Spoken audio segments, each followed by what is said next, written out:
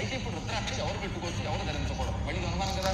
రుద్రాక్ష ధారణ అంటే ఫలానా కులం వాళ్ళు ఫలానా వర్గం వాళ్ళే ధరించాలా, అందున లేడీస్ ధరించవచ్చా లేక జెంట్స్ ధరించవచ్చా, ఆడ మగా కాని వాళ్ళు కూడా ధరించవచ్చా, ఇలాంటి అనుమానాలు ఉన్నాయిగా మనకి. అందుకని దేవీ భాగవతం 3వ అధ్యాయం 23వ శ్లోకంలో ఏమన్నారు? సర్వాశ్రమాణం వర్ణానం రుద్రాక్షాణాంచ ధారణం. ఆ ఆశ్రమం ఈ ఆశ్రమం అనే తేడా లేకుండా అన్ని ఆశ్రమాల వాళ్ళు ఈ రుద్రాక్ష ధరించవచ్చు. వానప్రస్థం, బ్రహ్మచర్యం మొదలైన అన్ని గృహస్థాశ్రమం అనే తేడా లేకుండా నువ్వు ఏ ఆశ్రమంలో ఉన్న పర్వాలా కొండ పక్కన పెట్టని చెప్పాడు విష్ణుమూర్తి కంటే ఎవరంటే బ్రాహ్మణికుడు సర్వాశ్రమానం వర్ణానం అన్నాడు. అసలు ఇంతెందుకు, జీవై పుట్టాక ఎవడైనా ధరించవచ్చు, గాడిద కుక్క కూడా ధరించవచ్చు అన్నాడు. పద్మాకర్ గారు ఎలా చెప్పారు ఏమిటి అని అడిగితే, దేవీ భాగవతం పురాణంలో ఉన్న కథలు నేను ఇక్కడ దగ్గరుండి చూపిస్తాను, అంత కొండ పక్కన పెట్టినట్టు చెప్పే ధైర్యం ఉంది కాబట్టి చెబుతున్నాను. గాడిద కూడా ధరిస్తుందట, కుక్క కూడా ధరించి ధరిస్తుందట. మేము దేవీ భాగవతం నమ్మము అంటే నీ కర్మ. అది నేనేది చెప్పగలను?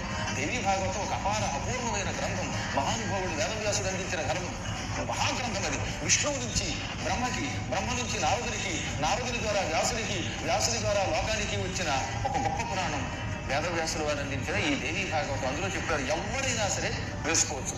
కాకపోతే వేద మంత్రములతో విధులు, మంత్రం లేకుండా తక్కిన వాళ్ళు వేసుకోవచ్చు. ఎవరు వేసుకున్నా వాళ్ళు ధరిస్తారు.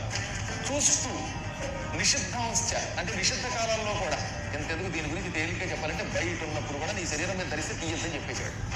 మాట్లాడుతున్నప్పుడు, వింటున్నప్పుడు, వాసన చూస్తున్నప్పుడు, ప్రశ్నిస్తున్నప్పుడు, పొర్వన్నపి పనులు చేస్తున్నప్పుడు, గచ్చం నడుస్తున్నప్పుడు, విసర్జనపి అనగా మలమూత్రాదులు విడిచిపెడుతున్నప్పుడు రుద్రాక్ష ధారణాదేవ సర్వ పాపై లిప్యతే అంటే, ఒకసారి రుద్రాక్ష ధరించాక అలా ఉండాలి ఒంటి మీద. ఇలా ఉండి నువ్వు ఏ పని చేసినా ఆ పాపములన్నీ తొలగిపోతాయి.